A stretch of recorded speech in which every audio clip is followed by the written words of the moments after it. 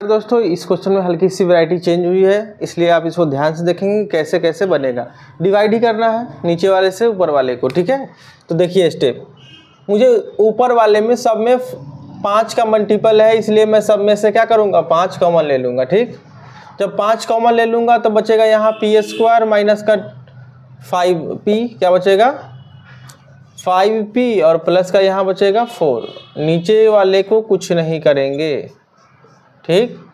अब जब हम फैक्टराइज करेंगे इसका तो ऐसे हो जाएगा p², ठीक है, माइनस का 4p माइनस का p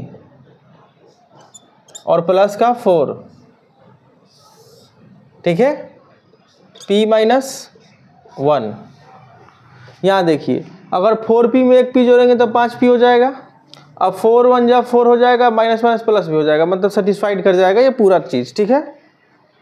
अब फैक्ट कॉमन ले लेंगे, यहाँ से क्या कर देंगे, इन दोनों में से p कॉमन लेंगे, क्या लेंगे कॉमन, तो बचेगा p माइनस 4, ठीक। यहाँ दोनों में से 1 कॉमन लेंगे, माइनस कॉमन लेंगे तो बचेगा p माइनस 4। नीचे वाले को कुछ नहीं करेंगे, समझ में आया कि नहीं। यहाँ इन दोनों में से p कॉमन लिए तो बच गया p माइनस 4। इन दोनों में से कुछ कॉमन दिख नहीं रहा था इसलिए हमने 1 कॉमन लिया तो बच गया यहाँ p माइनस 4। अब वैसा अब अंदर मल्टीप्लाई करके देख लो कि 1 p से मल्टीप्लाई करेगा तो माइनस p, फिर माइनस 1 4 से करेगा तो प्लस 4 हो जाएगा, ठीक है, इसलिए कोई फ़र्क नहीं पड़ेगा। अब देखो यहाँ p माइनस 4 सेम है कि नहीं है, तो ये हो जाएगा 5 इंटू 1 हो जाएगा p माइनस 4, ठीक। और एक p और 1 बाहर बाहर है कि नहीं है, तो p माइनस क्या हो जाएगा 1, नीचे क्या है p माइनस 1, क्या p माइनस 1 से p माइनस 1 कट जाएगा, क्या बचा आपका 5 इंटू p माइनस 4। समझ में आ गया होगा, ठीक है। चलो नमस्कार दोस्तों, हम आपको सिखाएंगे इन दोनों नंबरों को स्टैंडर्ड फॉर्म में कैसे लिखते हैं, ठीक है।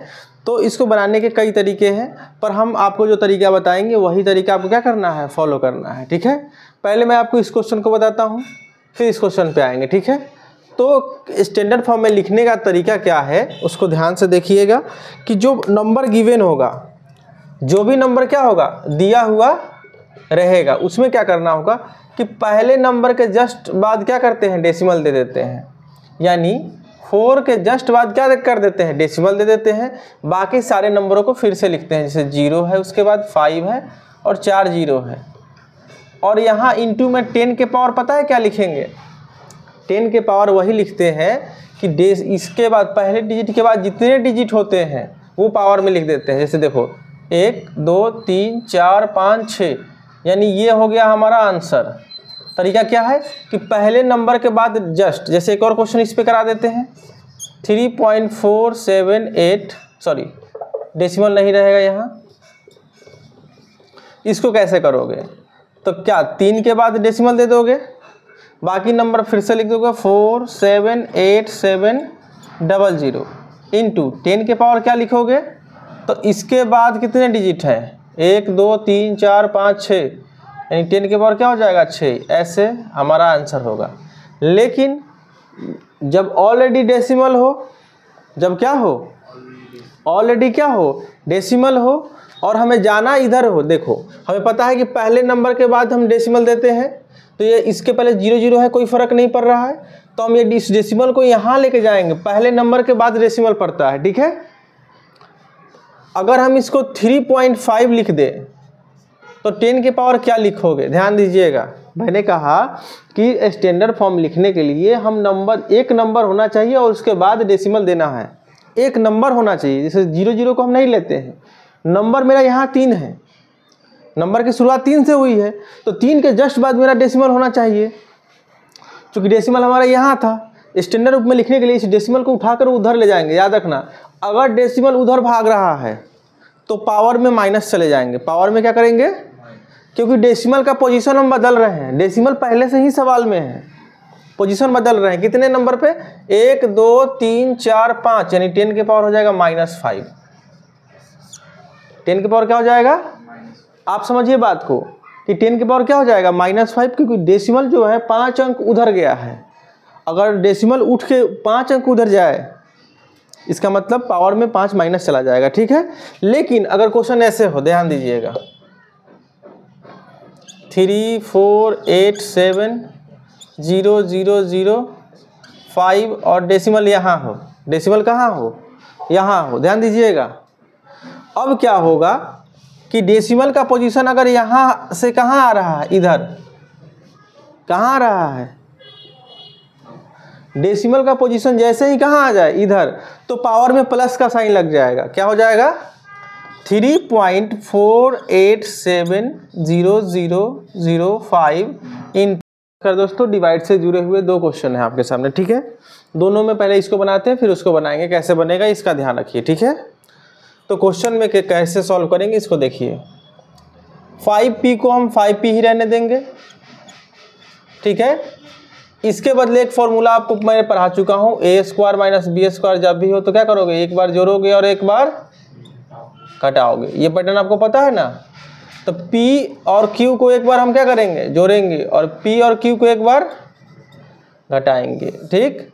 नीचे को अभी जस्ट का तस लिख देते हैं, p प्लस q। क्या p प्लस q से p plus q same same cut जाएगा, यहाँ एक p है एक यहाँ p है, कट जाएगा। ऊपर में 2 से 5 नहीं कटेगा, तो ये 5/2 हो गया। यहाँ q बचेगा और इस ब्रैकेट में इस ऊपर वाले में खाली क्या बचेगा, p माइनस q। यही हमारा क्या हो जाएगा आंसर, ठीक। अब इस पे आते हैं, xy से xy काट देते हैं, ठीक। 4 से 12 कितनी बार में कटेगा, 3 बार में, ठीक। ऊपर पर क्या बचा 3, ऊपर क्या बचा, इसको हम ऐसे लिख सकते हैं, इसको 3x का स्क्वायर, 9x² को 3x² लिखेंगे, खोलेंगे तो फिर से ये आ जाएगा, ठीक है। 16 को हम 4y² लिख सकते हैं, नीचे में है 3x प्लस 4y। कहने का मतलब कि इन दोनों को जब हम खोलेंगे तो फिर से यही चीज़ आ जाएगा, ठीक है। तो हम इसको ऐसे लिख सकते हैं। अगला स्टेप देखिए, 3 इंटू, ये भी इसी फॉर्मूले पे टूटेगा, ये चीज़ भी इसी फॉर्मूले पे क्या होगा, टूटेगा। यानी 3x plus 4y, 3x minus 4y, नीचे में क्या है 3x plus 4y। 3x plus 4y से 3x प्लस 4y क्या हो जाएगा, कैंसिल।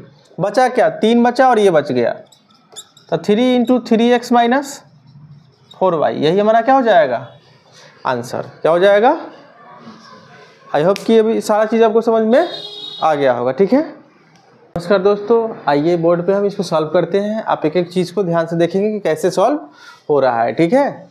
तो सबसे पहला काम क्या करेंगे इसमें, ठीक है, कि इसको पहले काट के थोड़ा छोटा कर देते हैं। जब इसको काटेंगे हम तो 26 दोनों 13 के टेबल में आता है, 2 बार में और ये 3 बार में। यहाँ 3y है, यहाँ 2y है, तो ऊपर में क्या बचा 1y।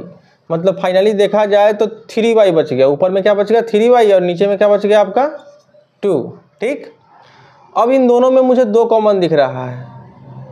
जैसे ही हम इन दोनों में से 2 कॉमन निकालेंगे, ये हो जाएगा आपका 25y² और ये हो जाएगा 49। नीचे में ये हो कुछ नहीं करेंगे, इसको 5y प्लस का क्या हो जाएगा 7, ठीक है। अब इस 2 से ये 2 क्या हो जाएगा, कैंसिल आउट। अगला स्टेप देखिए, 3y, 25 को मैंने ऐसे अगर लिख दिया 5y² तो कोई दिक्कत नहीं होनी चाहिए, ठीक है। 25y² को 5y² लिख सकते हैं, इससे सवाल पे कोई फर्क नहीं पड़ेगा, क्योंकि इसको खोलेंगे तो फिर से यही आ जाएगा। 49 को हम 7² लिखेंगे तो भी कोई फर्क नहीं पड़ेगा। नीचे बचेगा 5y प्लस का 7, ठीक है। अब आपको ये देखने से क्या लग रहा होगा कि ये किस पे टूटेगा, a² माइनस b² पे टूटेगा। 3y 5y के साथ 7 एक बार जुड़ेगा, 5y के साथ 7 एक बार घटेगा। नीचे में क्या है 5y प्लस का 7, तो 5y प्लस 7, 5y प्लस 7 क्या हो गया, कैंसिल हो गया। बचा क्या 3y के साथ यही हमारा आंसर हो जाएगा। 3y फिर हो जाएगा 5y माइनस का 7, यही हमारा क्या हो गया आंसर। तो ये डिवाइड कुछ इस तरीके से क्या होता है, बनता है, ठीक है। अब आते हैं उस पे, ठीक है। जब ध्यान से देखेंगे तो 2 से 4 2 बार में कट जाएगा, 1 y से 1 y क्या हो जाएगा, कट जाएगा। ऊपर में बचेगा आपका 2z। इसको जब हम फैक्टराइज करेंगे तो कैसे फैक्टराइज करेंगे, जेड स्क्वायर 16 लाना है, 8 2 लगा देते हैं, प्लस का 8z माइनस का 2z, क्योंकि 8 में से 2 जाएगा तो 6 हो जाएगा, और 8 दूना माइनस का 16 भी हो जाएगा, माइनस का 16, माइनस का नीचे में क्या बचा हमारा z प्लस 8, फिर हो जाएगा 2z। इन दोनों में 2 कॉमन आएगा, z कॉमन आ जाएगा, क्या कॉमन आ जाएगा, z कॉमन आएगा, तो बचेगा z प्लस 8। इन दोनों में 2 कॉमन आ जाएगा, माइनस का 2 कॉमन ले लेंगे तो हो जाएगा z प्लस 8, क्योंकि देखो अंदर मल्टीप्लाई करके देखो 2z माइनस प्लस माइनस का 16 आ जाएगा, नीचे में क्या बचा z प्लस 8। अब देखो ये तो हो जाएगा 2z स्क्वायर, सॉरी गलती कर रहे हैं, 2z यहाँ रखेंगे, z प्लस 8 कॉमन ले लेंगे, और एक बार ले लेंगे z माइनस 2, क्या ले लेंगे z माइनस 2, नीचे क्या है z plus 8, z plus 8 z plus 8 क्या हो जाएगा, कैंसिल आउट, बच गया 2z और z माइनस 2, 2z और z माइनस 2, यही हमारा क्या हो जाएगा आंसर। ठीक है, समझ में आ गया ना, काट दो। इसको डिवाइड करने के लिए देखिए ऊपर का ये टर्म और ये टर्म तीनों का तीनों मल्टीप्लाई में है। ठीक है, जब मल्टीप्लाई में हो तो हम देखते हैं कि नीचे मेरा क्या है 2x प्लस 1, और इस ब्रैकेट में भी क्या है 2x प्लस 1, जैसे ही इससे ये क्या हो जाएगा कैंसिल आउट हो जाएगा। ठीक, जब कट गया तो नीचे क्या बचा 1 को नीचे लिखते नहीं है, बस ऊपर में 5 को इससे मल्टीप्लाई कर दो, लिख दो, आंसर आ जाएगा। आगे आपका 5 इंटू 3x प्लस क्या हो जाएगा 5, यही हमारा क्या हो जाएगा आंसर। समझ पा रहे कितना आसान है, देख लिए ना। अब आते हैं दूसरे क्वेश्चन पे। यहाँ देखो, यहाँ ऊपर भी मल्टीप्लाई में है सब, नीचे भी मल्टीप्लाई में है, तो यहाँ अगर y माइनस 4 लिखा है, यहाँ भी क्या लिखा हुआ है y माइनस 4, तो क्या y माइनस 4 से y माइनस 4 कैंसिल हो जाएगा।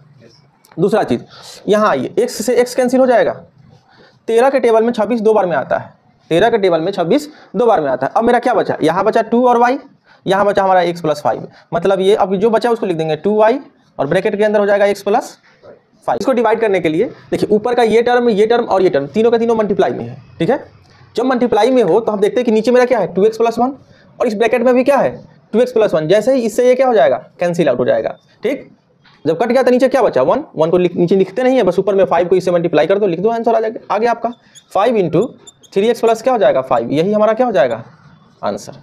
समझ पा रहे कितना आसान है, देख लिए ना। अब आते हैं दूसरे क्वेश्चन पे। यहाँ देखो, यहाँ ऊपर भी मल्टीप्लाई में है सब, नीचे भी मल्टीप्लाई में है, तो यहाँ अगर y माइनस 4 लिखा है, यहाँ भी क्या लिखा हुआ है y माइनस 4, तो क्या y माइनस 4 से y माइनस 4 कैंसिल हो जाएगा।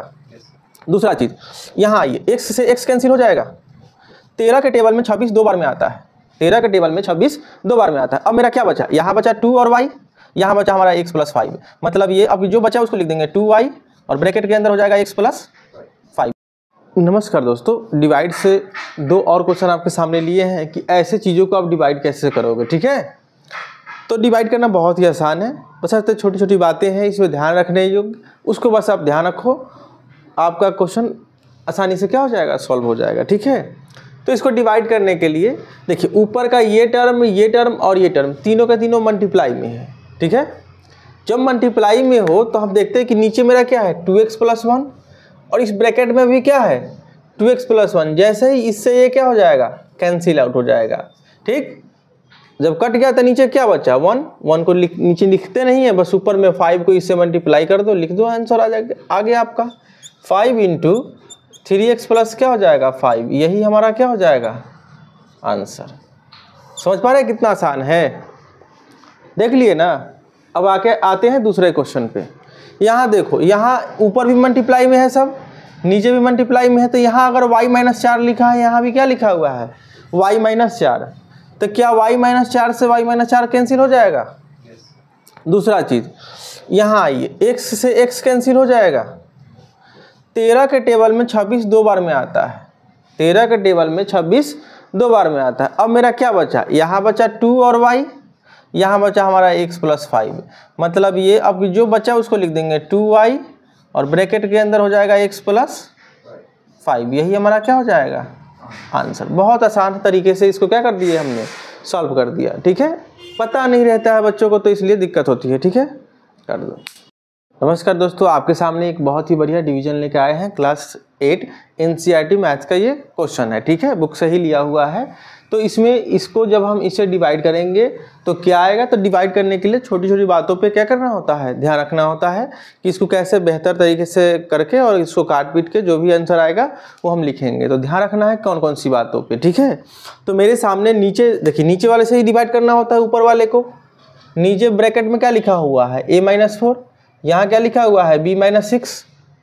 तो a-4 इसमें दिख नहीं रहा है, b-6 इसमें दिख नहीं रहा है, तो काटेंगे कैसे। पहले हम चीज़ों को थोड़ा बेहतर करेंगे फिर काटेंगे। ठीक है, हम पहले इसको जैसे का तस लिख देते हैं। 96 A-B-C को लिख दिया मैंने। इन दोनों में मुझे बताइए कॉमन क्या दिख रहा है, 3 कॉमन है इन दोनों में, बताइए है ना 3 कॉमन, 3 × 4 इसमें है। ठीक है, तो हम एक काम करेंगे 3 कॉमन ले लेंगे। ठीक है, तो हो जाएगा a-4। क्या ABC? हाँ, ABC भी आएगा यहाँ पे, सही कह रहे हो, बोल देना, कोई दिक्कत नहीं है, कुछ छूट जाए तो। ठीक है, अब आते हैं यहाँ पे, इन दोनों में 5 कॉमन दिख रहा है आपको, 6 × 5 है। देखो 5 हो गया, कॉमन लेंगे तो क्या बचेगा, b-6। क्या बचेगा यहाँ, b-6। अब यहाँ इसको फिर से नीचे जो है जैसे है वैसे लिख देते हैं। 144 a-4 फिर b-6। ठीक है, अगर बात काटने की आएगी, ठीक है, नीचे भी सारा चीज़ मल्टीप्लाई में है, ऊपर भी सारा चीज़ क्या है, मल्टीप्लाई में। अब हम काटना शुरू करते हैं। b-6 से b-6 क्या हो जाएगा, कट जाएगा। b-6 से b-6 क्या हो जाएगा, इससे ये कट जाएगा। a-4 से a-4 क्या हो जाएगा, कट जाएगा। आई बात समझ में। अब ये 16 का टेबल अगर आपको आता है तो पता चलेगा कि 16 × 96, 16 9 44 से 9 बार में ऐसे कट गया। अगर 3 से देखो, ये ऊपर नीचे 3 1 जा 3 और 3 3 जा 9। अगर 3 का पहरा आता है तो ये देख लो, 3 1 जा 3 और 3 2 जा 6। नीचे 1 के अलावा कुछ नहीं बचा, नीचे 1 के अलावा कुछ नहीं बचा। ऊपर में क्या बचा देखिए ध्यान से, एक मेरा 2 बचा, एक हमारा ABC बचा और यहाँ पर एक 5 बचा। मतलब ये कि 2 5 जा क्या होता है 10 और ABC, यही हमारा क्या होगा आंसर। समझ पा रहे हो। ठीक है, रोक दो। नमस्कार दोस्तों, हम आपको सिखाएंगे इन दोनों नंबरों को स्टैंडर्ड फॉर्म में कैसे लिखते हैं। ठीक है, तो इसको बनाने के कई तरीके हैं, पर हम आपको जो तरीका बताएंगे वही तरीका आपको क्या करना है, फॉलो करना है। ठीक है, पहले मैं आपको इस क्वेश्चन को बताता हूँ, फिर इस क्वेश्चन पे आएंगे। ठीक है, तो स्टैंडर्ड फॉर्म में लिखने का तरीका क्या है उसको ध्यान से देखिएगा कि जो नंबर गिवन होगा, जो भी नंबर क्या होगा दिया हुआ रहेगा, उसमें क्या करना होगा कि पहले नंबर के जस्ट बाद क्या करते हैं, डेसिमल दे देते हैं। यानी 4 के जस्ट बाद क्या कर देते हैं, डेसिमल दे देते हैं। बाकी सारे नंबरों को फिर से लिखते हैं, जैसे 0 है, उसके बाद 5 है और 4 0 है। और यहाँ इंटू में 10 के पावर पता है क्या लिखेंगे, 10 के पावर वही लिखते हैं कि इसके बाद पहले डिजिट के बाद जितने डिजिट होते हैं वो पावर में लिख देते हैं। जैसे देखो 1 2 3 4 5 6, यानी ये हो गया हमारा आंसर। तरीका क्या है कि पहले नंबर के बाद जस्ट, जैसे एक और क्वेश्चन इस पे करा देते हैं, 3.478, सॉरी डेसिमल नहीं रहेगा यहाँ। इसको कैसे करोगे, तो क्या 3 के बाद डेसिमल दे दोगे, बाकी नंबर फिर से लिख दोगे 47870 इंटू 10 के पावर क्या लिखोगे, तो इसके बाद कितने डिजिट है, 1 2 3 4 5 6, यानी 10 के पावर क्या हो जाएगा 6। ऐसे हमारा आंसर होगा। लेकिन जब ऑलरेडी डेसिमल हो, जब क्या हो, ऑलरेडी क्या हो डेसिमल हो, और हमें जाना इधर हो, देखो हमें पता है कि पहले नंबर के बाद हम डेसिमल देते हैं, तो ये इसके पहले 0 0 है, कोई फ़र्क नहीं पड़ रहा है, तो हम ये इस डेसिमल को यहाँ लेके जाएंगे, पहले नंबर के बाद डेसिमल पड़ता है। ठीक है, अगर हम इसको 3.5 लिख दें तो 10 की पावर क्या लिखोगे, ध्यान दीजिएगा। मैंने कहा कि स्टैंडर्ड फॉर्म लिखने के लिए हम एक नंबर होना चाहिए और उसके बाद डेसिमल देना है। एक नंबर होना चाहिए, जैसे 00 को हम नहीं लेते हैं। नंबर मेरा यहाँ 3 है, नंबर की शुरुआत 3 से हुई है, तो 3 के जस्ट बाद मेरा डेसिमल होना चाहिए। क्योंकि डेसिमल हमारा यहाँ था, स्टैंडर्ड रूप में लिखने के लिए इस डेसिमल को उठाकर उधर ले जाएंगे। याद रखना, अगर डेसिमल उधर भाग रहा है तो पावर में माइनस चले जाएंगे। पावर में क्या करेंगे, क्योंकि डेसिमल का पोजीशन हम बदल रहे हैं। डेसिमल पहले से ही सवाल में है, पोजीशन बदल रहे हैं। कितने नंबर पे, 1 2 3 4 5, यानी 10 के पावर हो जाएगा -5। 10 के पावर क्या हो जाएगा, आप समझिए बात को कि 10 के पावर क्या हो जाएगा -5, क्योंकि डेसिमल जो है 5 अंक उधर गया है। अगर डेसिमल उठ के 5 अंक उधर जाए, इसका मतलब पावर में 5 माइनस चला जाएगा, ठीक है। लेकिन अगर क्वेश्चन ऐसे हो, ध्यान दीजिएगा, 3 4 8 7 0 0 0 5 और डेसिमल यहाँ हो, डेसिमल कहाँ हो, यहाँ हो, ध्यान दीजिएगा।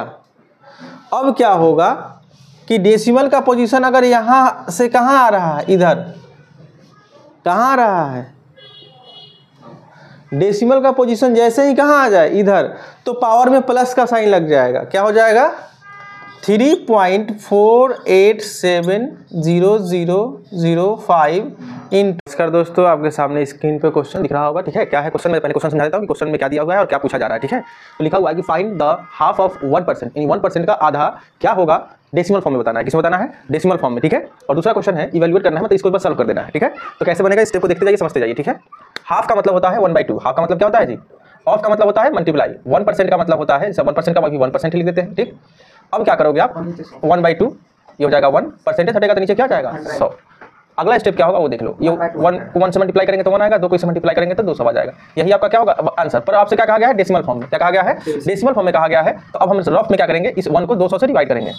क्या करेंगे, तो पहले क्या करेंगे, इसके टेबल में नहीं आता है तो पॉइंट देंगे, 1 0 देंगे, फिर एक और 0 देंगे तो यहाँ एक और 0 होगा, फिर एक और 0 मुझे देना पड़ेगा, ठीक है। तब यहाँ 200 बचे कितना हो जाएगा, 1000, ठीक है। कट गया, क्या हो गया। नमस्कार दोस्तों, कंपेयरिंग क्वांटिटीज में हम आपको प्रॉफिट एंड लॉस से जुड़े हुए जो फॉर्मूले होते हैं उसके बारे में हम बात करने जा रहे हैं, ठीक है। हिल रहा है, ध्यान दो, ठीक है।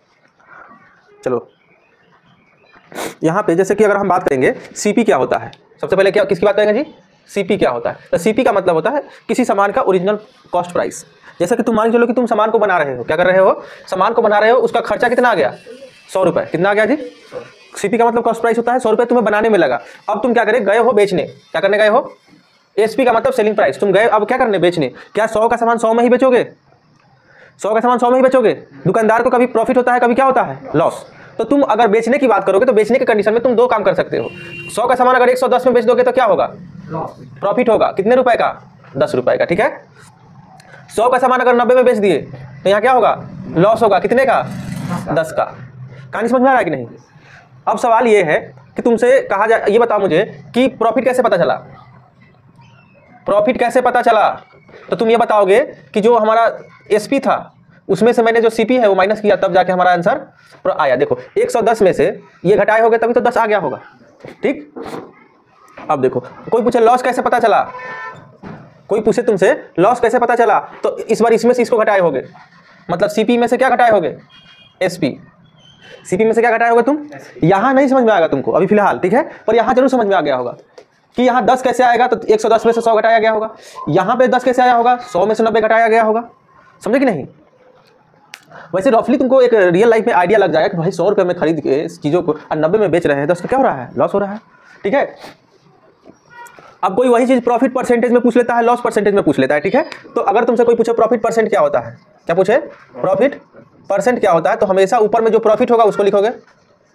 ये काउंट जो है वो सीपी पे होता है, किस पे होता है, सीपी का मतलब जो कॉस्ट प्राइस है तुम्हारा, ठीक है, इंटू 100 कर दोगे तो आंसर जो आएगा वो परसेंटेज में आ जाएगा, ठीक है।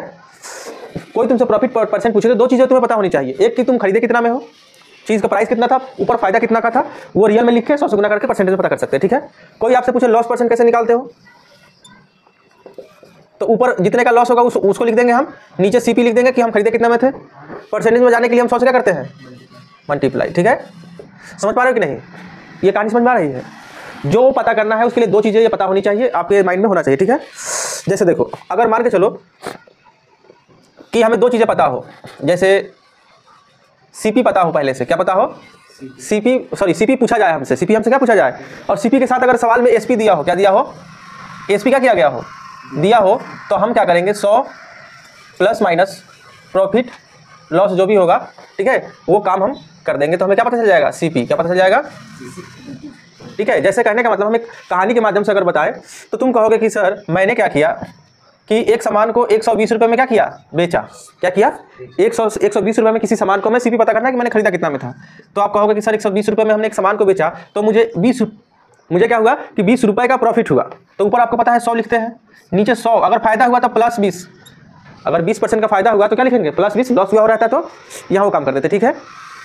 जब इसको आगे बढ़ेंगे तो हो जाएगा 120 इंटू 100, नीचे हो जाएगा आपका 120, इससे ये कट जाएगा, तो सीपी कितना हो गया आपका 100 रुपये, ठीक है।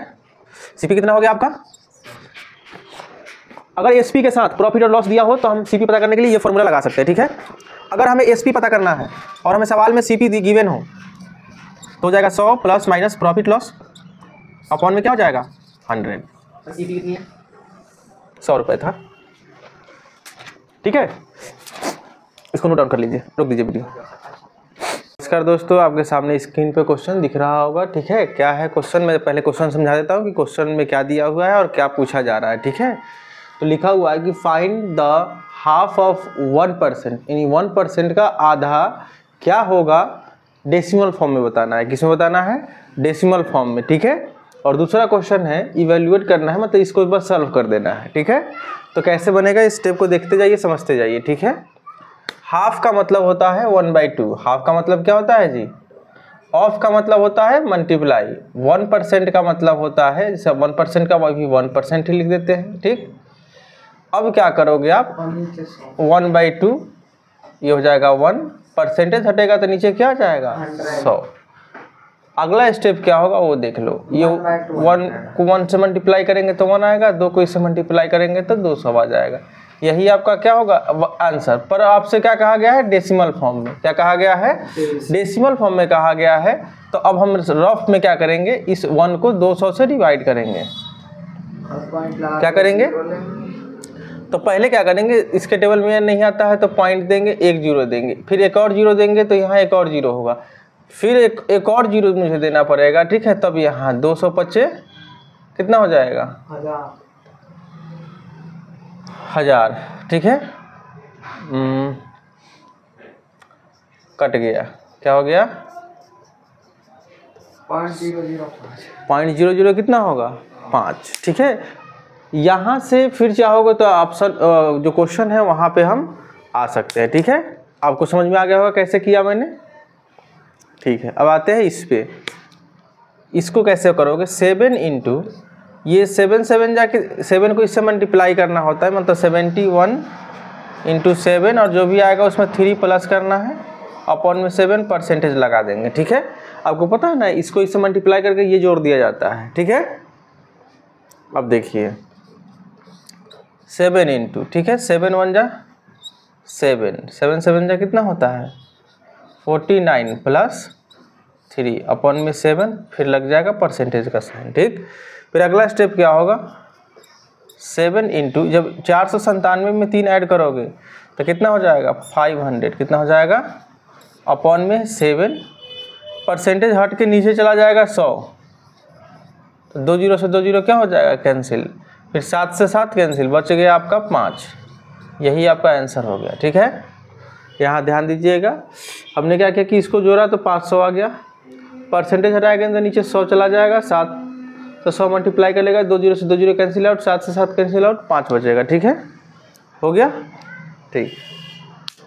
देखो हम आपको डिस्काउंट के बारे में बताने जा रहे हैं। डिस्काउंट क्या होता है, तो आप देखे होंगे जब कपड़ा खरीदने जाते होंगे तो कपड़े के ऊपर एक अपना मार्केट प्राइस लगा होता है कि कपड़े का दाम इतना है, ठीक है। और दुकानदार कहता है कि इस पे हम इतना रुपए का क्या कर देंगे, डिस्काउंट कर देंगे, इतने रुपए का क्या कर देंगे जी, डिस्काउंट कर देंगे। तो डिस्काउंट कैसे करोगे, देखो अगर कोई पूछेगा डिस्काउंट कैसे करेगा, तो उसमें क्या होगा कि ये जो मार्केट प्राइस होता है, मतलब जो कपड़े पर लिखा हुआ दाम होता है, ठीक है वो, और डिस्काउंट करके जो आपसे क्या किए सेलिंग प्राइस, कोई बोलेगा कि देखो भाई 100 रुपये का सामान है, मैं तुम्हें 80 रुपये में क्या कर रहा हूँ, दे रहा हूँ, ठीक है। तो पहले तो 20 रुपये का क्या कर दिया उसने डिस्काउंट, कि मैं 100 रुपये का सामान कितने में दे रहा हूँ, 80 में, तो डिस्काउंट कितने का करा, 20 का। अब कोई पूछे परसेंट में बताओ, तो डिस्काउंट 20 का करा तो 20 ऊपर, मार्केट प्राइस 100 का सामान था, वो कितने का सामान था, और परसेंट में बताने के लिए 100 से मल्टीप्लाई करके हम सॉल्व करते हैं। जैसे मैं आपको बता रहा हूँ कि आपके पास एक टी शर्ट है, आपके पास क्या है जी, एक टी शर्ट है, इसका मार्केट में प्राइस है 500 रुपये, मतलब उस पर लिखा हुआ है कितने रुपए, 500 रुपये, कितने रुपए। अगर वो कह रहा है कि देख भाई 500 रुपये का है, बट मैं तुमको बेच कितने में रहा हूँ, 400 में, कितने रुपए में बेच रहा हूँ मैं, 400 में। तो आप पहले मुझे एक बार डिस्काउंट बताओ, फिर मुझे डिस्काउंट परसेंट बताओ, डिस्काउंट क्या करो, परसेंट बताओ। डिस्काउंट कैसे करोगे, 500 में से 400 घटा दो, तो अगला 100 रुपये का डिस्काउंट कर दिया। मैंने कहा डिस्काउंट परसेंट के लिए जो डिस्काउंट हुआ ऊपर और जो मार्केट प्राइस है वो नीचे, ठीक है, गुने क्या कर दोगे, 100। परसेंटेज में डिस्काउंट 2 जीरो से 2 जीरो कट गया, 5 से कटेगा कितनी बार में, 20 बार में, तो यानी वो कितने के परसेंट का डिस्काउंट दिया, रियल में तो उसने 100 रुपये का डिस्काउंट किया, लेकिन परसेंटेज में 20% का क्या किया, डिस्काउंट किया। समझ में आया कि नहीं ये कहानी, ठीक है, नोट कीजिए। देखो किसी संख्या का 2/3 भाग कितना है, 12, कितना है, 12, तो इसको x मान के कैसे बनाएंगे, माना कि वो संख्या x होगा, माना कि, ठीक है, वह संख्या क्या होगा, x होगा, मतलब कहा है कि x का क्या होगा, x का 2/3 भाग कितना है, 12, तो x का मतलब क्या होता है जी, गुना 2/3 बराबर 12, ठीक है। अब तो तुम्हें पता होना चाहिए कि ये हो जाएगा 12, जो नीचे है वो मल्टीप्लाई कर लेता है जाके उधर, ठीक, और जो ऊपर मल्टीप्लाई में हो डिवाइड में, तो 2 से कट जाएगा कितनी बार में, 6 बार में, अच्छा 3 कितना हो जाएगा, 18 आंसर हो गया। समझ में आया कि नहीं, तो इसको ऐसा ही बनाते हैं, ठीक है। चलिए नमस्कार दोस्तों, आज हम आपको भिन्न से जुड़े हुए बहुत सारे कंसेप्ट के बारे में बात करेंगे, ठीक है। ध्यान दीजिएगा इधर, देखिए भिन्न में क्या होता है कि ऊपर जो लिखते हैं भिन्न में, ऊपर होता है अंश, क्या होता है जी, और जो नीचे लिखते हैं उसको बोलते हैं हर, इसको नोमिनेटर और इसको डिनोमिनेटर बोलते हैं, ठीक है। अब आइए उचित भिन्न क्या होता है, इसको इंग्लिश में बोलते हैं प्रॉपर फ्रैक्शन, क्या बोलते हैं, प्रॉपर फ्रैक्शन, प्रॉपर, ठीक है, फ्रैक्शन, इसको बोलते हैं इम्प्रॉपर, क्या बोलते हैं जी, इम्प्रॉपर फ्रैक्शन, ठीक है। तो उचित भिन्न में क्या होगा, ध्यान दीजिएगा इधर, जो ऊपर वाला नंबर होगा वो छोटा होगा और जो नीचे वाला नंबर होगा वो बड़ा होगा, यही पहचान है। ऊपर मैंने 4 लिख दिया, नीचे 5 लिखना पड़ेगा, या कोई भी लिखो बड़ा लिखो, ऊपर मैंने 8 लिख दिया, नीचे हमें 13 लिख दिया, समझे कि नहीं, ऊपर छोटा और नीचे बड़ा, उचित भिन्न की पहचान है, ठीक है। विषम भिन्न में क्या होता है, ऊपर बड़ा और नीचे छोटा, मतलब अगर ऊपर 4 लिख दिया तो नीचे क्या लिखना पड़ेगा, इससे छोटा, यहाँ 7 लिख दिया तो यहाँ 4 लिख दिया, कहानी समझ में आ रहा है। इम्प्रॉपर मिश्रित में क्या होता है, इसको बोलते हैं मिक्स फ्रैक्शन, क्या बोलते हैं जी, मिक्स फ्रैक्शन। इसकी पहचान कैसे की जाती है, इसमें क्या, वैसे मैंने यहाँ 4 लिख दिया तो यहाँ एक होगा उचित भिन्न, मतलब ऊपर छोटा और नीचे बड़ा, ऊपर छोटा और नीचे, यहाँ देखो अगर मैंने यहाँ 8 लिख दिया, ठीक है, तो यहाँ ऊपर छोटा और नीचे बड़ा, ये हो गया उचित भिन्न की पहचान, मतलब बाहर भी एक नंबर होगा, ये मिक्स फ्रैक्शन है, क्या है जी, समझ में आ गया ना। अब देखिए समान भिन्न, मतलब इसको लाइक फ्रैक्शन क्या बोलते हैं जी, लाइक फ्रैक्शन। इसमें क्या होगा कि ऊपर का नंबर सेम रहे या ना रहे, नीचे का नंबर क्या होना चाहिए, सेम रहना चाहिए, ठीक है। देख रहे हो सब में नीचे वाला क्या हो रहा है, सेम, इसको बोलते हैं लाइक फ्रैक्शन, समान भिन्न। असमान में क्या होगा, हमें ऊपर नीचे से कोई मतलब ही नहीं है, समझ पा रहा है कि नहीं, असमान भिन्न हो गया, मतलब देख रहे हो सब अलग अलग हो गया, क्या हो गया, अलग अलग। तुल्य भिन्न में क्या होता है, जैसे मैं यहाँ लिखता हूँ 1/2, क्या लिख दिया, तो इसी का दोगुना, जैसे 1 का दोगुना 2, 2 का दोगुना 4, ठीक, 1 का 3 गुना 3 और 2 का 3 गुना 6, इसका मतलब कि सबको सिंपलेस्ट फॉर्म में लिखोगे ना तो सब 1/2 में ही क्या होगा, कटेगा, इसी को बोलते हैं तुल्य भिन्न, क्या बोलते हैं जी। तो सबकी पहचान हो गई, चलिए इसको नोट डाउन कीजिए। नमस्कार दोस्तों, आज हम आपको भिन्न से जुड़े हुए बहुत सारे कंसेप्ट के बारे में बात करेंगे, ठीक है। ध्यान दीजिएगा इधर, देखिए भिन्न में क्या होता है कि ऊपर जो लिखते हैं भिन्न में, ऊपर होता है अंश, क्या होता है जी, और जो नीचे लिखते हैं उसको बोलते हैं हर, इसको नोमिनेटर और इसको डिनोमिनेटर बोलते हैं, ठीक है। अब आइए उचित भिन्न क्या होता है, इसको इंग्लिश में बोलते हैं प्रॉपर फ्रैक्शन, क्या बोलते हैं, प्रॉपर फ्रैक्शन, प्रॉपर, ठीक है, फ्रैक्शन, इसको बोलते हैं इम्प्रॉपर, क्या बोलते हैं जी, इम्प्रॉपर फ्रैक्शन, ठीक है।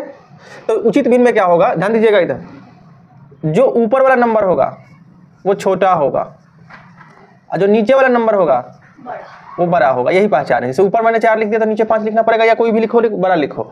ऊपर मैंने 8 लिख दिया था नीचे हमें 13 लिख दिया, समझे कि नहीं। ऊपर छोटा और नीचे बड़ा उचित भिन्न की पहचान है, ठीक है। विषम भिन्न में क्या होता है, ऊपर बड़ा और नीचे छोटा। मतलब अगर ऊपर 4 लिख दिया तो नीचे क्या लिखना पड़ेगा, इससे छोटा। यहाँ 7 लिख दिया तो यहाँ 4 लिख दिया। कहानी समझ में आ रहा है। इम्प्रॉपर। मिश्रित में क्या होता है, इसको बोलते हैं मिक्स फ्रैक्शन। क्या बोलते हैं जी, मिक्स फ्रैक्शन। इसकी पहचान कैसे की जाती है, इसमें क्या होगा, जैसे मैंने यहाँ 4 लिख दिया तो यहाँ एक होगा उचित भिन्न, मतलब ऊपर छोटा और नीचे बड़ा, ऊपर छोटा और नीचे बड़ा। यहाँ देखो, अगर मैंने यहाँ 8 लिख दिया, ठीक है, तो यहाँ ऊपर छोटा और नीचे बड़ा, ये हो गया उचित भिन्न की पहचान, मतलब बाहर भी एक नंबर होगा। ये मिक्स फ्रैक्शन है। क्या है जी, समझ में आ गया ना। अब देखिए समान भिन्न, मतलब इसको लाइक फ्रैक्शन क्या बोलते हैं जी, लाइक फ्रैक्शन। इसमें क्या होगा कि ऊपर का नंबर सेम रहे या ना रहे, नीचे का नंबर क्या होना चाहिए, सेम रहना चाहिए, ठीक है। देख रहे हो सब में नीचे वाला क्या हो रहा है, सेम, तो इसको बोलते हैं लाइक फ्रैक्शन, समान भिन्न। असमान में क्या होगा, हमें ऊपर नीचे से कोई मतलब ही नहीं है। समझ पा रहा है कि नहीं। असमान भिन्न हो गया, मतलब देख रहे हो सब अलग अलग हो गया। क्या हो गया, अलग अलग। तुल्य भिन्न में क्या होता है, जैसे मैं यहाँ लिखता हूँ 1/2, क्या लिख दिया, तो इसी का 2 गुना, जैसे 1 का 2 गुना 2, 2 का 2 गुना 4, ठीक, 1 का 3 गुना 3 और 2 का 3 गुना 6। इसका मतलब कि सबको सिंपलेस्ट फॉर्म में लिखोगे ना तो सब 1/2 में ही क्या होगा, कटेगा। इसी को बोलते हैं तुल्य भिन्न। क्या बोलते हैं जी, तो सबकी पहचान हो गई। चलिए इसको नोट डाउन कीजिए। देखो हम आपको डिस्काउंट के बारे में बताने जा रहे हैं। डिस्काउंट क्या होता है, तो आप देखे होंगे जब कपड़ा खरीदने जाते होंगे तो कपड़े के ऊपर एक अपना मार्केट प्राइस लगा होता है कि कपड़े का दाम इतना है, ठीक है, और दुकानदार कहता है कि इस पे हम इतना रुपए का क्या कर देंगे, डिस्काउंट कर देंगे, इतने रुपए का क्या कर देंगे जी, डिस्काउंट कर देंगे।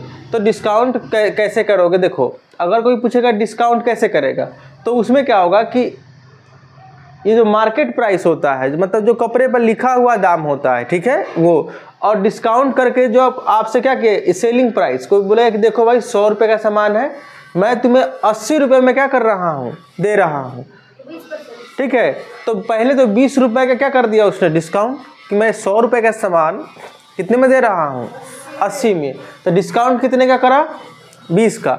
अब कोई पूछे परसेंट में बताओ, तो डिस्काउंट 20 का करा तो 20 ऊपर, मार्केट प्राइस 100 का सामान था, वो कितने का सामान था, और परसेंट में बताने के लिए 100 से मल्टीप्लाई करके हम सॉल्व करते हैं। जैसे मैं आपको बता रहा हूँ कि आपके पास एक टी शर्ट है, आपके पास क्या है जी, एक टी शर्ट है, इसका मार्केट में प्राइस है 500 रुपये, मतलब उस पर लिखा हुआ है कितने रुपए, 500 रुपये। कितने रुपए, अगर वो कह रहा है कि देख भाई 500 रुपये का है, बट मैं तुमको बेच कितने में रहा हूँ, 400 में, कितने रुपए में बेच रहा हूँ मैं, 400 में। तो आप पहले मुझे एक बार डिस्काउंट बताओ, फिर मुझे डिस्काउंट परसेंट बताओ। डिस्काउंट क्या करो, परसेंट बताओ। डिस्काउंट कैसे करोगे, 500 में से 400 घटा दो, 100, तो अगला 100 रुपये का डिस्काउंट कर दिया। मैंने कहा डिस्काउंट परसेंट के लिए जो डिस्काउंट हुआ ऊपर और जो मार्केट प्राइस है वो नीचे, ठीक है, गुने क्या कर दोगे, 100। परसेंटेज में डिस्काउंट 2 जीरो से 2 जीरो कट गया, 5 से कटेगा कितनी बार में, 20 बार में। तो यानी वो कितने का परसेंट का डिस्काउंट दिया, रियल में तो उसने 100 रुपये का डिस्काउंट किया, लेकिन परसेंटेज में 20% का क्या किया, डिस्काउंट किया। समझ में आया कि नहीं ये कहानी, ठीक है, नोट कीजिए इसको। देखो किसी संख्या का 2/3 भाग कितना है, 12, कितना है, 12। तो इसको x मान के कैसे बनाएंगे, माना कि वो संख्या x होगा, माना कि, ठीक है, वह संख्या क्या होगा, x होगा। मतलब कहा है कि x का क्या होगा, x का 2/3 भाग कितना है, 12। तो x का मतलब क्या होता है जी, गुना 2/3 बराबर 12, ठीक है। अब तुम्हें पता होना चाहिए कि ये हो जाएगा 12, जो नीचे है वो मल्टीप्लाई कर लेता है जाके उधर, ठीक, और जो ऊपर मल्टीप्लाई में है वो डिवाइड में, तो 2 से कट जाएगा कितनी बार में, 6 बार में। अच्छा 3 कितना हो जाएगा, 18 आंसर हो गया। समझ में आया कि नहीं, तो इसको ऐसा ही बनाते हैं, ठीक है। चलिए सवालों को हम कई तरीके से बना सकते हैं, ठीक है। देखो अगर तुम्हारे लिए मैं बताऊँ कि तुम कैसे बनाओगे तो इसका ध्यान रखना, ठीक है। अब देखो इस फॉर्मेट को देख लेना, ठीक है। 2/3 भाग 18 है, क्या लिखा हुआ है, साफ साफ लिखा हुआ है कि 2/3, और भाग का साइन कैसे होता है, ऐसे। क्या तुम भाग बटा बर का भाग भिन्न का भाग पढ़े होगे तो तुमको पता होगा कि ये 2/3 है। जब गुना में बदलोगे, ठीक है, 1 मिनट, काट दो उसको, काट दो, मैंने गलती से। नमस्कार दोस्तों, कंपेयरिंग क्वांटिटीज में हम आपको प्रॉफिट एंड लॉस से जुड़े हुए जो फॉर्मूले होते हैं उसके बारे में हम बात करने जा रहे हैं, ठीक है। हिल रहा है, ध्यान दो, ठीक है। चलो यहाँ पे जैसे कि अगर हम बात करेंगे सीपी क्या होता है, सबसे पहले क्या किसकी बात करेंगे जी, सीपी क्या होता है। तो सीपी का मतलब होता है किसी सामान का ओरिजिनल कॉस्ट प्राइस। जैसे कि तुम मान के चलो कि तुम सामान को बना रहे हो, क्या कर रहे हो, सामान को बना रहे हो, उसका खर्चा कितना आ गया, 100 रुपये। कितना आ गया जी, सीपी का मतलब कॉस्ट प्राइस होता है, 100 रुपये तुम्हें बनाने में लगा। अब तुम क्या करे, गए हो बेचने, क्या करने गए हो, एसपी का मतलब सेलिंग प्राइस, तुम गए अब क्या करने, बेचने। क्या 100 का सामान 100 में ही बेचोगे, 100 का सामान 100 में ही बेचोगे। दुकानदार को कभी प्रॉफिट होता है, कभी क्या होता है, लॉस। तो तुम अगर बेचने की बात करोगे तो बेचने के कंडीशन में तुम दो काम कर सकते हो। 100 का सामान अगर 110 में बेच दोगे तो क्या होगा, प्रॉफिट होगा, कितने रुपए का, 10 रुपए का, ठीक है। 100 का सामान अगर 90 में बेच दिए तो यहाँ क्या होगा, लॉस होगा, कितने का, 10 का। कहानी समझ में आ रहा है कि नहीं। अब सवाल ये है कि तुमसे कहा जाए, ये बताओ मुझे कि प्रॉफिट कैसे पता चला, प्रॉफिट कैसे पता चला। तो तुम ये बताओगे कि जो हमारा एसपी था उसमें से मैंने जो सीपी है वो माइनस किया, तब जाके हमारा आंसर आया। देखो 110 में से ये घटाए होगे तभी तो 10 आ गया होगा, ठीक। अब देखो कोई पूछे लॉस कैसे पता चला, कोई पूछे तुमसे लॉस कैसे पता चला, तो इस बार इसमें से इसको घटाए होगे, मतलब सीपी में से क्या घटाए होगे, एसपी। सीपी में से क्या घटाए होगे तुम, यहाँ नहीं समझ में आएगा तुमको अभी फिलहाल, ठीक है, पर यहाँ जरूर समझ में आ गया होगा कि यहाँ 10 कैसे आएगा, तो 110 में से 100 घटाया गया होगा। यहाँ पे 10 कैसे आया होगा, 100 में से 90 घटाया गया होगा, समझे कि नहीं। वैसे रफली तुमको एक रियल लाइफ में आइडिया लग जाएगा कि भाई 100 रुपये में खरीद के इस चीज़ों को और 90 में बेच रहे हैं, 10 का क्या हो रहा है, लॉस हो रहा है, ठीक है। अब कोई वही चीज़ प्रॉफिट परसेंटेज में पूछ लेता है, लॉस परसेंटेज में पूछ लेता है, ठीक है। तो अगर तुमसे कोई पूछे प्रॉफिट परसेंट क्या होता है, क्या पूछे, प्रॉफिट परसेंट क्या होता है, तो हमेशा ऊपर में जो प्रॉफिट होगा उसको लिखोगे। ये काउंट जो है वो सीपी पे होता है, किस पे होता है, सीपी का मतलब जो कॉस्ट प्राइस है तुम्हारा, ठीक है, इंटू 100 कर दोगे तो आंसर जो आएगा वो परसेंटेज में आ जाएगा, ठीक है। कोई तुमसे प्रॉफिट परसेंट पूछे तो दो चीज़ें तुम्हें पता होनी चाहिए, एक कि तुम खरीदे कितना में हो, चीज़ का प्राइस कितना था, ऊपर फायदा कितना का था, वो रियल में लिख के 100 से गुना करके परसेंटेज में पता कर सकते हैं, ठीक है। कोई आपसे पूछे लॉस परसेंट कैसे निकालते हो, तो ऊपर जितने का लॉस होगा उसको लिख देंगे हम, नीचे सीपी लिख देंगे कि हम खरीदे कितना में थे। परसेंटेज में जाने के लिए हम 100 से क्या करते हैं, मल्टीप्लाई, ठीक है। समझ पा रहे हो कि नहीं, ये कहानी समझ में आ रही है। जो पता करना है उसके लिए दो चीज़ें ये पता होनी चाहिए, आपके माइंड में होना चाहिए, ठीक है। जैसे देखो अगर मान के चलो कि हमें दो चीज़ें पता हो, जैसे सीपी पता हो पहले से, क्या पता हो, सीपी पूछा जाए हमसे, सीपी हमसे क्या पूछा जाए, और सीपी के साथ अगर सवाल में एसपी दिया हो, क्या दिया हो, एसपी क्या किया गया हो, दिया हो, तो हम क्या करेंगे 100 प्लस माइनस प्रॉफिट लॉस जो भी होगा, ठीक है, वो काम हम कर देंगे तो हमें क्या पता चल जाएगा, CP। क्या पता चल जाएगा, ठीक है। जैसे कहने का मतलब हम एक कहानी के माध्यम से अगर बताएं तो तुम कहोगे कि सर मैंने क्या किया कि एक सामान को 120 रुपये में क्या किया, बेचा। क्या किया, 120 रुपये में किसी सामान को मैं CP पता करना है कि मैंने खरीदा कितना में था। तो आप कहोगे कि सर 120 रुपये में हमने एक सामान को बेचा तो मुझे क्या हुआ कि 20 रुपये का प्रॉफिट हुआ। तो ऊपर आपको पता है 100 लिखते हैं, नीचे 100। अगर फ़ायदा हुआ तो +20, अगर 20% का फ़ायदा हुआ तो क्या लिखेंगे, +20। लॉस हुआ हो रहता तो यहाँ वो काम कर देते, ठीक है। जब इसको आगे बढ़ेंगे तो हो जाएगा 120 × 100, नीचे हो जाएगा आपका 120, इससे ये कट जाएगा तो CP कितना हो गया आपका, 100 रुपये, ठीक है। CP कितना हो गया आपका। अगर SP के साथ प्रॉफिट और लॉस दिया हो तो हम CP पता करने के लिए ये फॉर्मूला लगा सकते हैं, ठीक है। अगर हमें SP पता करना है और हमें सवाल में CP गिवन हो तो हो जाएगा 100 ± प्रॉफिट लॉस अपॉन में क्या हो जाएगा 100। CP कितनी है, 100 रुपये था, ठीक है। इसको नोट डाउन कर लीजिए, रोक दीजिए वीडियो। नमस्कार दोस्तों, आज हम आपको भिन्न से जुड़े हुए बहुत सारे कंसेप्ट के बारे में बात करेंगे, ठीक है। ध्यान दीजिएगा इधर। देखिए भिन्न में क्या होता है कि ऊपर जो लिखते हैं भिन्न में, ऊपर होता है अंश, क्या होता है जी, और जो नीचे लिखते हैं उसको बोलते हैं हर। इसको नोमिनेटर और इसको डिनोमिनेटर बोलते हैं, ठीक है। अब आइए उचित भिन्न क्या होता है, इसको इंग्लिश में बोलते हैं प्रॉपर फ्रैक्शन। क्या बोलते हैं, प्रॉपर फ्रैक्शन, प्रॉपर, ठीक है, फ्रैक्शन। इसको बोलते हैं इम्प्रॉपर, क्या बोलते हैं जी, इम्प्रॉपर फ्रैक्शन, ठीक है।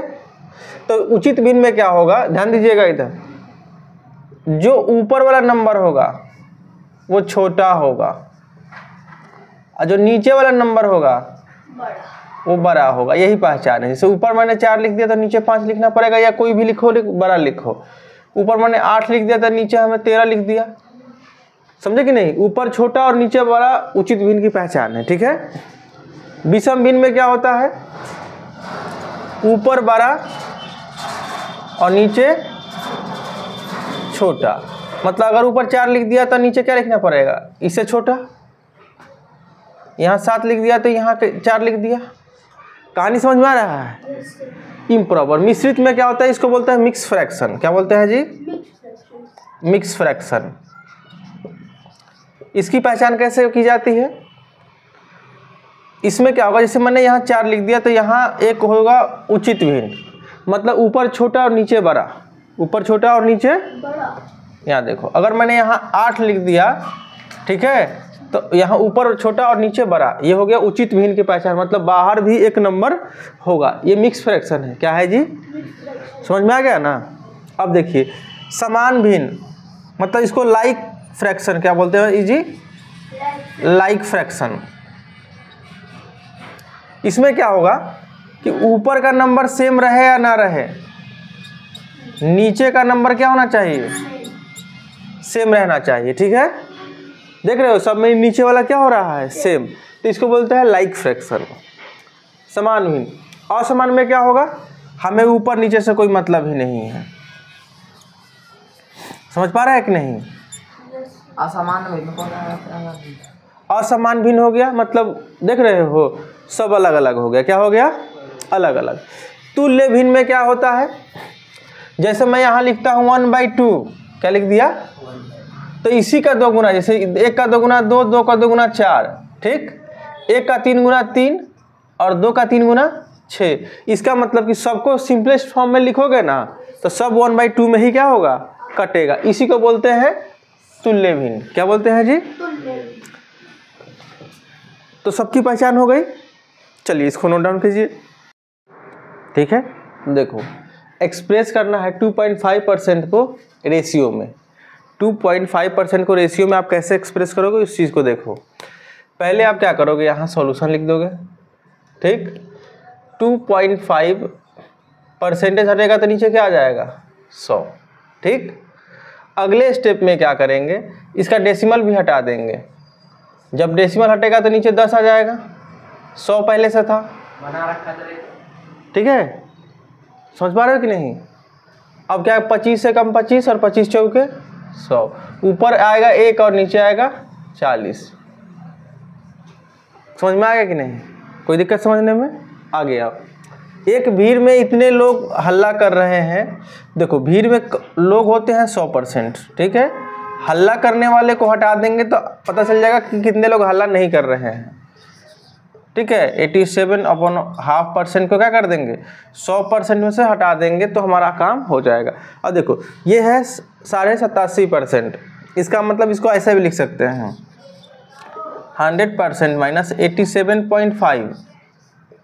87.5 का मतलब क्या होता है 87 अब इसको घटाने का सबसे बेहतरीन तरीका क्या है कि ऊपर 100 लिख दो, डेसिमल के बाद कुछ नहीं तो 0 0 दे दो। डेसिमल के पहले कितना है 87, लिख दो 87। डेसिमल के बाद कितना है 5, कुछ नहीं तो 0 लगा दो, घटा दो, 0 आएगा, 10 में से कैरी इधर से ले लेगा, 10 में से 5 जाएगा, कितना हो जाएगा 5, 9 में से 7 जाएगा, कितना हो जाएगा 2, ये 9 में से 8 जाएगा 1, 12.5% बच जाएगा। कितना बच जाएगा जी 12.5% वो लोग होंगे जो हल्ला नहीं कर रहे होंगे। समझ में आ गया, ठीक है, रोक दो। नमस्कार दोस्तों, आपके सामने स्क्रीन पे क्वेश्चन दिख रहा होगा, ठीक है। क्या है क्वेश्चन, मैं पहले क्वेश्चन समझा देता हूँ कि क्वेश्चन में क्या दिया हुआ है और क्या पूछा जा रहा है, ठीक है। तो लिखा हुआ है कि फाइंड द हाफ ऑफ 1%, यानी 1% का आधा क्या होगा, डेसिमल फॉर्म में बताना है। किसमें बताना है, डेसिमल फॉर्म में, ठीक है। और दूसरा क्वेश्चन है इवेल्युएट करना है, मतलब इसको बस सॉल्व कर देना है, ठीक है। तो कैसे बनेगा, इस स्टेप को देखते जाइए, समझते जाइए, ठीक है। हाफ का मतलब होता है 1/2, हाफ का मतलब क्या होता है जी, ऑफ का मतलब होता है मल्टीप्लाई, 1% का मतलब होता है, जैसे 1% का वही 1% ही लिख देते हैं, ठीक। अब क्या करोगे आप 1/2, ये हो जाएगा 1, परसेंटेज हटेगा तो नीचे क्या आ जाएगा 100। अगला स्टेप क्या होगा वो देख लो, ये 1 को 1 से मल्टीप्लाई करेंगे तो 1 आएगा, 2 को इससे मल्टीप्लाई करेंगे तो 200 आ जाएगा। यही आपका क्या होगा आंसर। पर आपसे क्या कहा गया है, डेसिमल फॉर्म में। क्या कहा गया है, डेसिमल फॉर्म में कहा गया है। तो अब हम रफ में क्या करेंगे, इस 1 को 200 से डिवाइड करेंगे। क्या करेंगे, तो पहले क्या करेंगे, इसके टेबल में नहीं आता है तो पॉइंट देंगे, 1 0 देंगे, फिर एक और 0 देंगे तो यहाँ एक और 0 होगा, फिर एक और 0 मुझे देना पड़ेगा, ठीक है। तब यहाँ 225 कितना हो जाएगा 1000, ठीक है। कट गया, क्या हो गया 0.005 कितना होगा 5, ठीक है। यहाँ से फिर चाहोगे तो ऑप्शन जो क्वेश्चन है वहाँ पे हम आ सकते हैं, ठीक है। आपको समझ में आ गया होगा कैसे किया मैंने, ठीक है। अब आते हैं इस पे, इसको कैसे करोगे, 7 इंटू ये 7 7 जाके 7 को इससे मल्टीप्लाई करना होता है, मतलब 71 इंटू 7 और जो भी आएगा उसमें 3 प्लस करना है, अपॉन में 7 परसेंटेज लगा देंगे, ठीक है। आपको पता है ना, इसको इससे मल्टीप्लाई करके ये जोड़ दिया जाता है, ठीक है। अब देखिए 7 इंटू, ठीक है, 7 1 जा 7, 7 7 जा कितना होता है 49 प्लस 3 अपॉन में 7, फिर लग जाएगा परसेंटेज का साइन, ठीक। फिर अगला स्टेप क्या होगा, 7 इंटू जब 497 में 3 ऐड करोगे तो कितना हो जाएगा 500, कितना हो जाएगा अपॉन में 7, परसेंटेज हट के नीचे चला जाएगा 100, तो 2 0 से 2 0 क्या हो जाएगा कैंसिल, फिर 7 से 7 कैंसिल, बच गया आपका 5। यही आपका आंसर हो गया, ठीक है। यहाँ ध्यान दीजिएगा, हमने क्या किया कि इसको जोड़ा तो 500 आ गया, परसेंटेज हटाएगा तो नीचे 100 चला जाएगा, 7 तो 100 मल्टीप्लाई कर लेगा, 2 0 से 2 0 कैंसिल आउट, 7 से 7 कैंसिल आउट, 5 बचेगा, ठीक है, हो गया, ठीक। हेलो नमस्कार दोस्तों, आज की इस वीडियो में हम आपको बताने जा रहे हैं त्रिज्या खंड का क्षेत्रफल से जुड़े हुए एक सवाल के बारे में, जो क्लास 10th में पढ़ना है और परीक्षा में ये सवाल बहुतों बार पूछा गया है, इस तरह के सवाल पूछे गए हैं, ठीक है। तो सवाल में क्या गिवन होगा और आपसे क्या पूछा जाएगा उसके बारे में हम आपसे बात करने जा रहे हैं, ठीक है। चैप्टर का नाम है एरिया रिलेटेड टू सर्कल, ठीक है।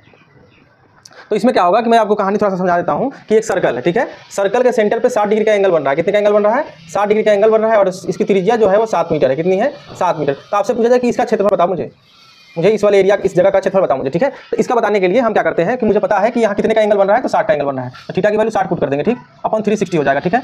पाई की वैल्यू आप क्या करेंगे? 22/7 भर देंगे, ठीक है। आर की वैल्यू 7 मीटर है, तो 7 मीटर को 2 बार लिखना पड़ेगा, क्योंकि 7 मीटर का स्क्वायर होगा।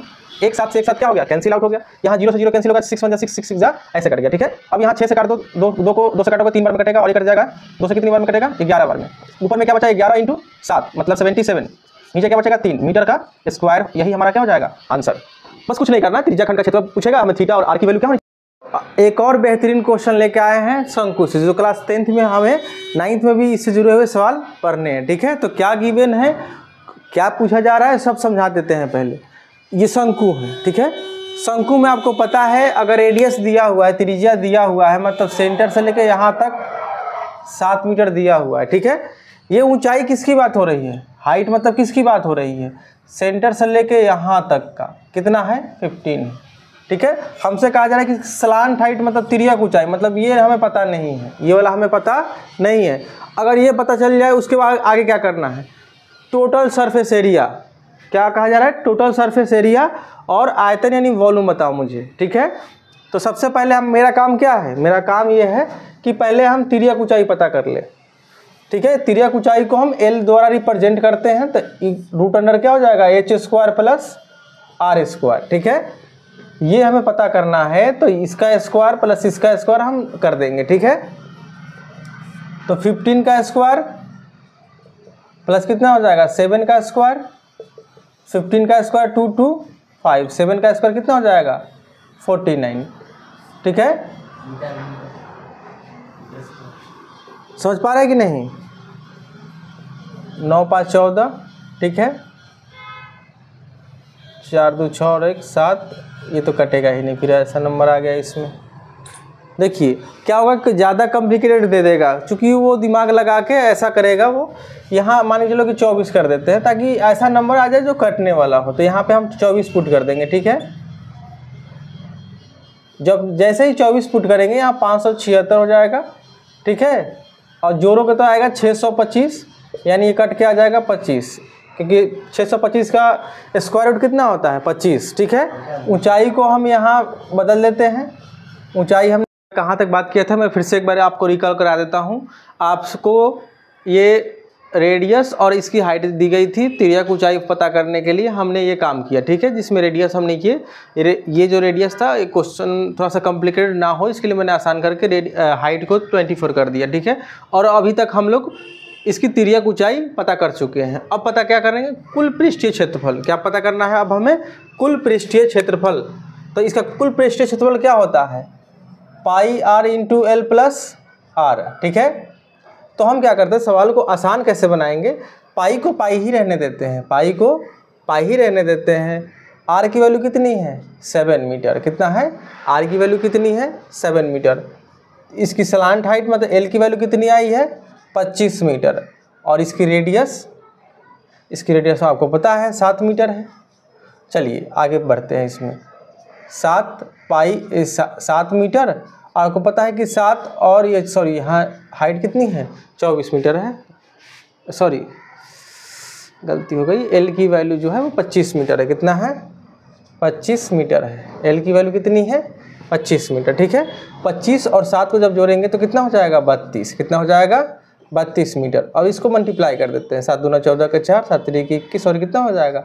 22, ठीक है। इतना पाई जो है, और मीटर क्या हो जाएगा? मीटर का स्क्वायर। ये हो गया हमारा टोटल सरफेस एरिया। क्या हो गया हमारा? टोटल सरफेस एरिया, ठीक है। अब आते हैं इसका आयतन। आयतन के लिए हमने आपको बताया कि 1/3 πr² h होता है। πr² क्या होता है? h होता है। तो 1/3 हो गया। पाई को पाई ही रहने देते हैं। r की वैल्यू मुझे पता है 7 है, तो 7 मीटर का क्या हो जाएगा? स्क्वायर। h की वैल्यू कितनी गिवन है? h की वैल्यू है 24 मीटर। कितना है? 24 मीटर। आप देखो इससे इसको काट सकते हैं 8 बार में, बिल्कुल। पाई को पाई ही रहने देते हैं। 7 का स्क्वायर कितना होता है? 49 मीटर का स्क्वायर, और ये हो जाएगा 8। मीटर। आपको पता है 9 8 72 के 2 हो जाएगा, 8 चौके 32 और 7 39, 32 और 7 कितना हो जाएगा 39 पाई। ये मीटर स्क्वायर मीटर से मल्टीप्लाई करेगा तब मीटर का क्या हो जाएगा क्यू।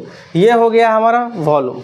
इसको और आसान बनाने के लिए क्या करेंगे मैं आपको बता देता हूँ। पाई की वैल्यू को हम तोड़ सकते हैं 22/7 में, काट पीट के जो भी आएगा वो अपने आप में आंसर हो जाएगा। क्योंकि अगर आपको ज़्यादा कैलकुलेशन पसंद नहीं है तो आप इसको इतना तक छोड़ सकते हैं, ये भी अपने आप में एक आंसर ही है। ठीक है, धन्यवाद।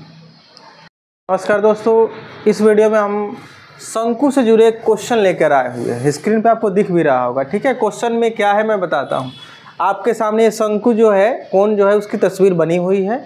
इसमें त्रिज्या दिया हुआ है, ऊंचाई दिया हुआ है। त्रिज्या की ऊंचाई आपसे पूछी जा रही है। वक्र पृष्ठीय क्षेत्रफल यानी कर्व सरफेस एरिया शंकु का यानी कोण का पूछा जा रहा है। कैसे बताएंगे हमें। ठीक है, एक एक स्टेप देखिएगा, आपको सारी चीज़ें समझ में आ जाएगी। नहीं आएगा तो कमेंट बॉक्स में आप पूछ सकते हैं कि ये क्या था नहीं था। ठीक है, देखिए इसमें सबसे पहले रेडियस दिया हुआ है। क्या दिया हुआ है रेडियस। रेडियस का मतलब यहाँ से यहाँ तक कितना दिया हुआ है 3 मीटर। ठीक है, ऊंचाई हम सीधा ये इसको बोलते हैं। ऊंचाई हम किसको बोलते हैं इसको बोलते हैं। ठीक है, 4 मीटर है। तिर्यक ऊंचाई हम इसको बोलते हैं। हमसे ये वाला पूछा जा रहा है। तिर्यक ऊंचाई हम इसको बोलते हैं एल, ये हमें नहीं पता है। फिर हमसे कर्व सरफेस एरिया भी पूछा जा रहा है। तो सबसे पहला काम ये करेंगे हम इसमें कि हम पहले एल की वैल्यू पता कर लेंगे। क्या एल की वैल्यू पता करने के लिए मुझे पता है कि वाकई में ये क्या बन रहा है, एक राइट एंगल ट्रायंगल बनता है। क्या बनता है राइट एंगल ट्रायंगल बनता है। तो उसमें ट्रिपलेट वाला जो कंडीशन आप पढ़े होंगे, एल इक्वल टू यानी hypotenuse equal to root under क्या, यहाँ स्क्वायर जब हट जाता है तो क्या हो जाएगा H square plus R square. H का मतलब हाइट हो गया, आर का मतलब ये हो गया। ठीक है, अब आते हैं इसको सॉल्व करते हैं। ठीक है, एच की वैल्यू कितनी है 4 मीटर का स्क्वायर प्लस आर की वैल्यू कितनी है 3 मीटर। 3 मीटर का क्या हो जाएगा स्क्वायर। ठीक, 4 का स्क्वायर कितना हो जाएगा 16 मीटर। 3 का स्क्वायर क्या होगा 9 मीटर, दोनों पे स्क्वायर होगा। 16 9 कितना हो जाएगा 25 मीटर का स्क्वायर।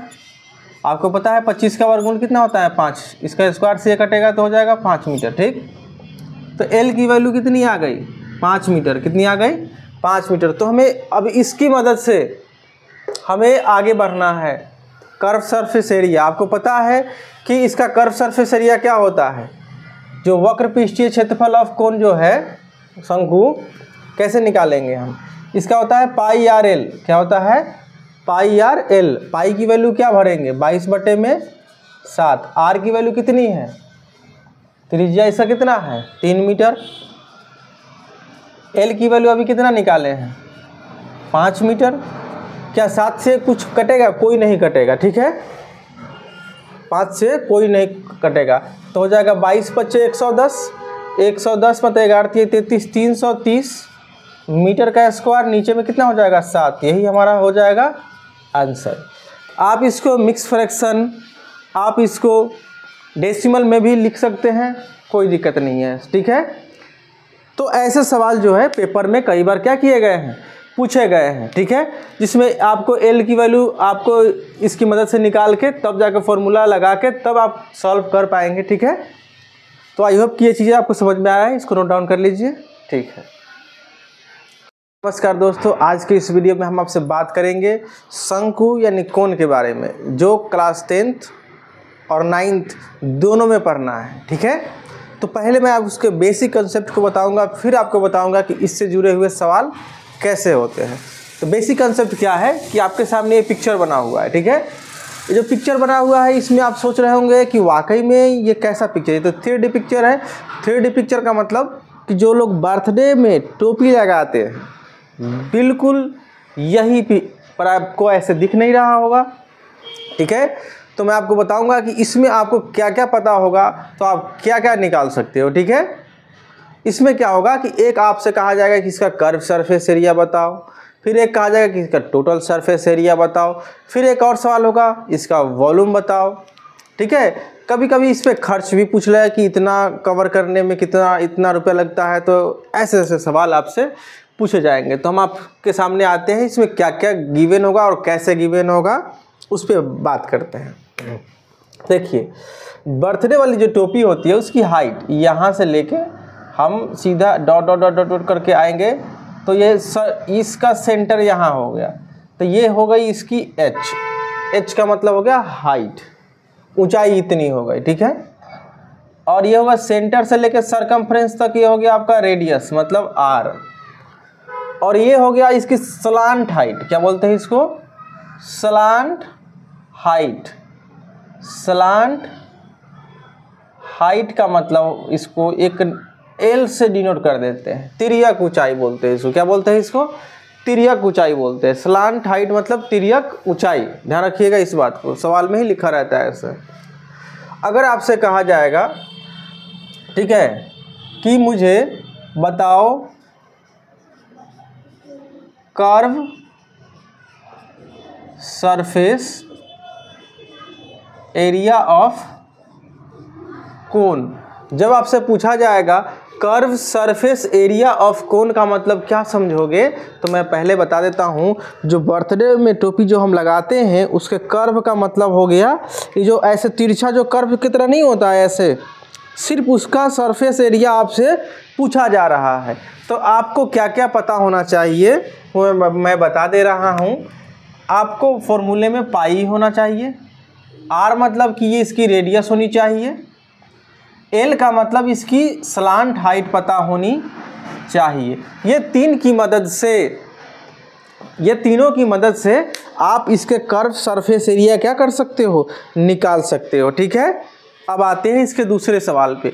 आपसे कहा जाएगा एक और सवाल इसमें, टोटल सरफेस एरिया क्या होगा, total surface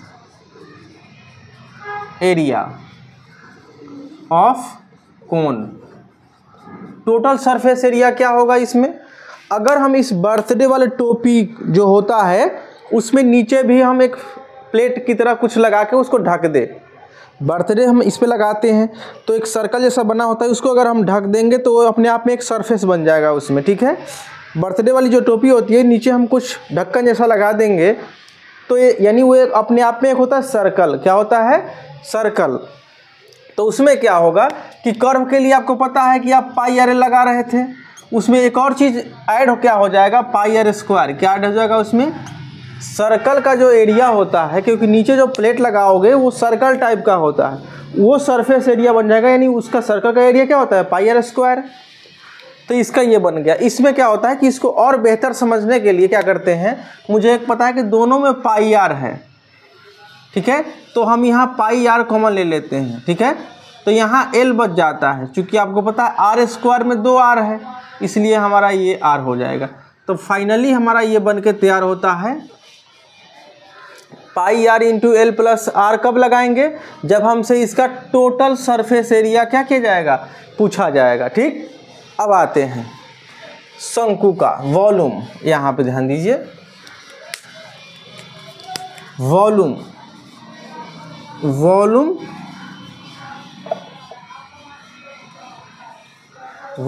of cone equal to 1/3 pi R square H, क्या होता है 1/3 पाई आर स्क्वायर एच। इसका मतलब ये कि ये क्या है, वैसे आप देखते होंगे ये जो सिलेंडर होता है, सिलेंडर आप देखे होंगे, इसमें ये वाला एरिया जो होता है आप देख सकते होंगे, इसका 1/3 होता है, क्या होता है 1/3 होता है, इसलिए 1/3, ठीक है। Pi R square H, pi R square किसका होता है, सिलेंडर का, पाई आर स्क्वायर एच जो वॉल्यूम होता है वो सिलेंडर का होता है, उसी का 1/3 हिस्सा जो होता है वो कोन होता है, क्या होता है, कोन। इसीलिए आपको डायरेक्ट क्या रखना है दिमाग में कि अगर वॉल्यूम ऑफ कोन पूछा जाए आपसे तो क्या होगा 1/3, ठीक है, 1/3। नमस्कार दोस्तों, आज के इस वीडियो में हम आपको सिखाएंगे कि मध्य बिंदु का निर्देशांक कैसे पता करते हैं, ठीक है। तो ये क्लास 10th में पढ़ना है, नियामक ज्यामिति यानी कोऑर्डिनेट ज्योमेट्री एक चैप्टर है, उसी में ये चीज़ पढ़ना है। तो हम आपको सिखाएंगे मध्य बिंदु का निर्देशांक कैसे पता करते हैं और उसके लिए क्या क्या गिवन होना चाहिए। आइए देखते हैं। एक लाइन न रहेगा, ए बी, ए से बी तक, और सी जो है एकदम बीच में रहेगा। ठीक है, ए और बी पॉइंट दिया रहेगा, ए का और बी का दिया रहेगा, सी इन दोनों के एकदम बीच में रहेगा। ठीक है, तो इसका निर्देशांक आपसे क्या किया जाएगा, पूछा जाएगा। तो इसको मैं एकदम बहुत स्मार्ट तरीके से बताता हूँ कि आप कैसे समझ पाओगे, क्योंकि अगर मैं ज़्यादा वैसे बताऊँगा फिर घचघच हो जाएगा, इसलिए मैं आपको एकदम शॉर्टकट तरीके से बताता हूँ कि कैसे निकालोगे।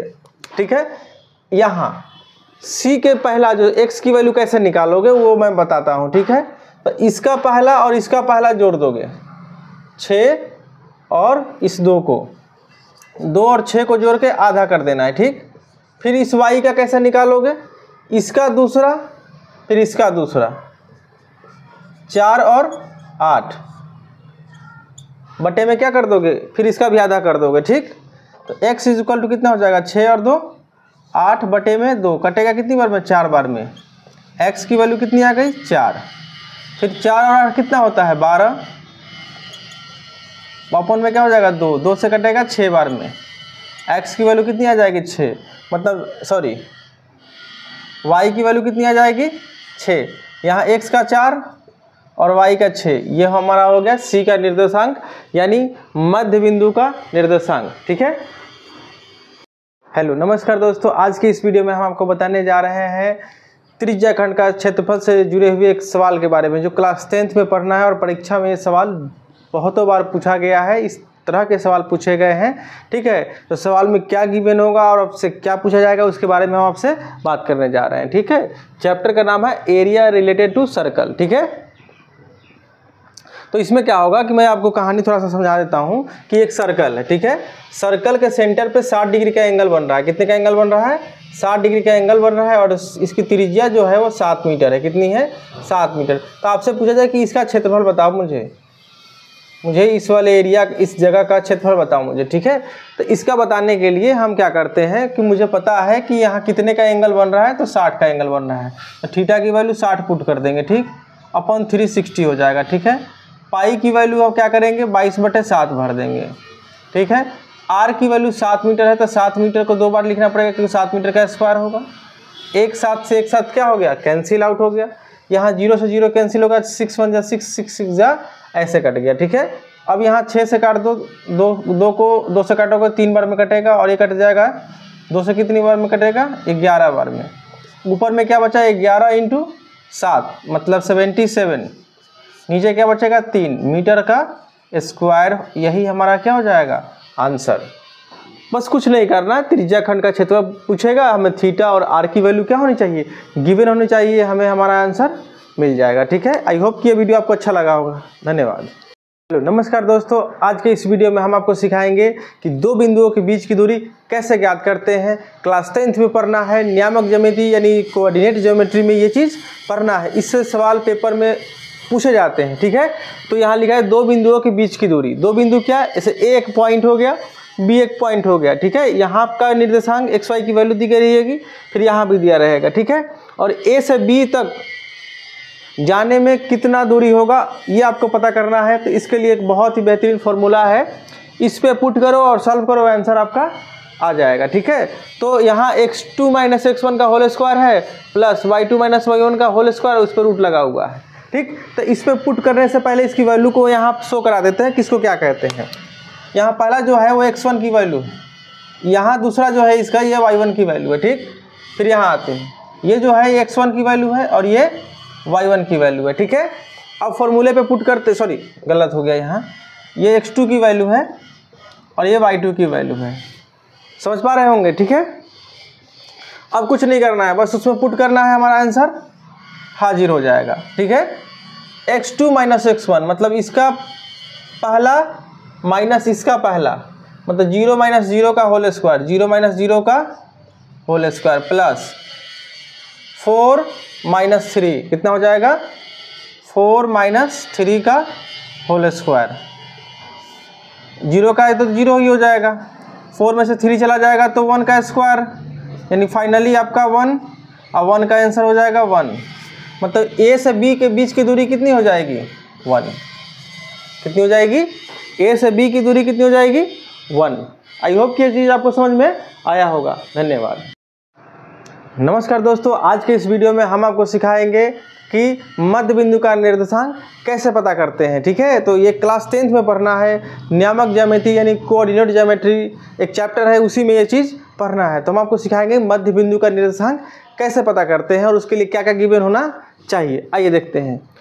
एक लाइन न रहेगा ए से बी तक, और सी जो है एकदम बीच में रहेगा। ठीक है, ए और बी पॉइंट दिया रहेगा, ए का और बी का दिया रहेगा, सी इन दोनों के एकदम बीच में रहेगा। ठीक है, तो इसका निर्देशांक आपसे क्या किया जाएगा, पूछा जाएगा।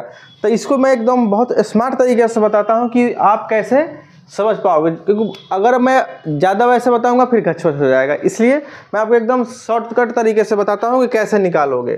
ठीक है, यहाँ सी के पहला जो एक्स की वैल्यू कैसे निकालोगे वो मैं बताता हूँ। ठीक है, तो इसका पहला और इसका पहला जोड़ दोगे 6 और इस 2 और 6 को जोड़ के आधा कर देना है। ठीक, फिर इस y का कैसे निकालोगे, इसका दूसरा फिर इसका दूसरा, 4 और 8 बटे में क्या कर दोगे, फिर इसका भी आधा कर दोगे। ठीक, तो x इक्वल टू कितना हो जाएगा, 6 और 2 8 बटे में 2 कटेगा कितनी बार में, 4 बार में।